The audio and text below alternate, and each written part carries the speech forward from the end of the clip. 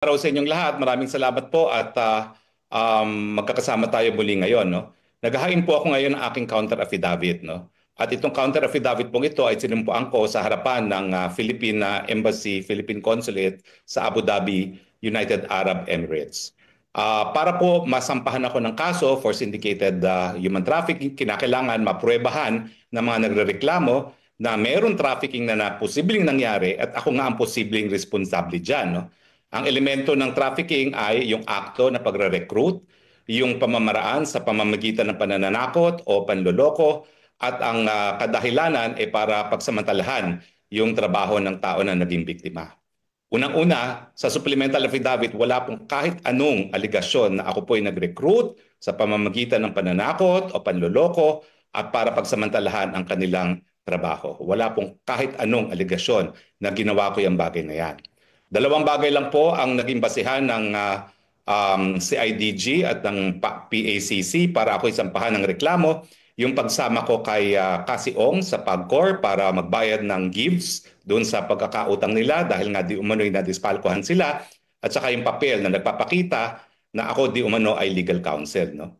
Alam niyo na naman ang aking nasabi dyan sa pagsasama ko kay Cassie Ong, yung panahon pong yun, legal ang Lucky South 99.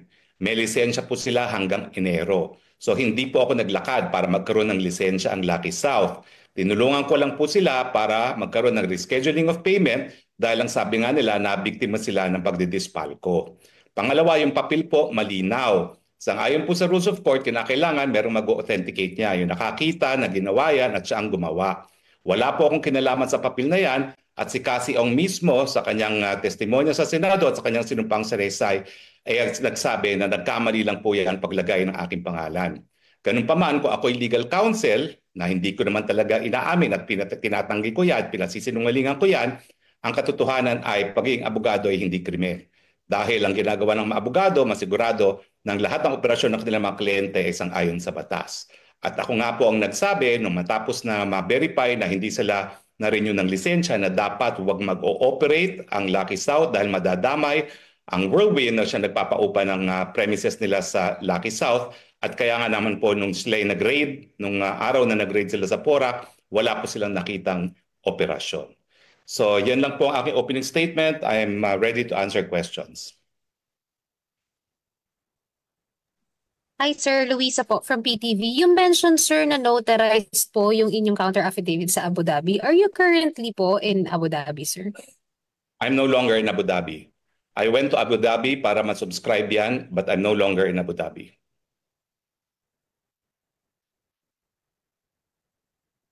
Sir, hi. Salima Refran po of GMA7. Can you Yes. hear me po, sir? Apa. Sir, ang sinasabi po ni PG Fadulyon is that kakailanganin daw pong humarap kayo dun sa susunod na pagdinig. It will be scheduled daw po. Dahil gusto daw po mapatunayan na kayo nga daw po talaga yung nanumpa dun sa inyong counter affidavit. At kailangan daw po ito po ay nasa isang teritoryo ng Pilipinas. Kayo po ay pupunta po ba sa isa pa pong embahada? Hindi na po. Kung gusto nila ma-verify na ako'y sumipot, tawagan po nila yung consul na notarize at tawagan din nila si Ambassador Ver na personally present nung ako'y nanumpa. Pero wala po sa rules na kinakailangan ako'y magpakita dahil ang rules specify that I should take an oath before a government personnel na may kapangyarihan na magbigay ng oath. So kung sila po'y duda na ako'y hindi sumipot, kontakin po nila yung consul, kontakin po nila si Ambassador Ver. I do not have the power to require the attendance of either Vice Consul Gomez or Ambassador Ver. Sila po ang dapat makipag-ugnayan sa Embassy ng Pilipinas sa UAE.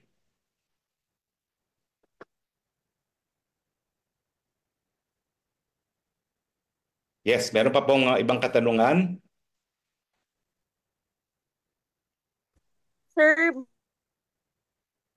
photo or video po kayo nung nanumpa kayo dun sa embassy. Baka we can use as a material for the report. Merong? Meron po kayong photo or video nung nanumpa po kayo sa embassy para po Wala po. monetize itong Pero counter yun ang issue. It's as simple as contacting Vice Consul Gomez at sinasabi ko nga, Ambassador Ver was also present when I was in the embassy.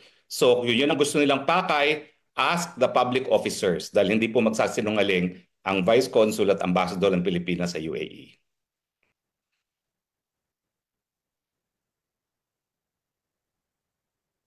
Okay?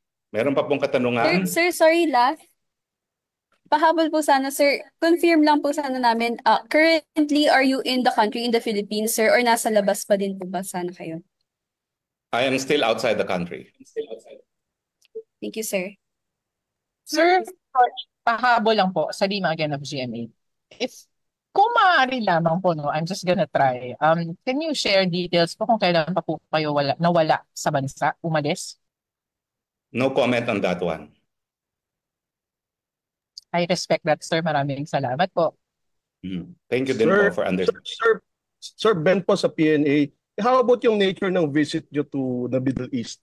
Is it a business visit or social visit? Kung pwede na sagutin. Well, I had to have my sworn statement notarized. I came to UAE just for the purpose of notarizing that.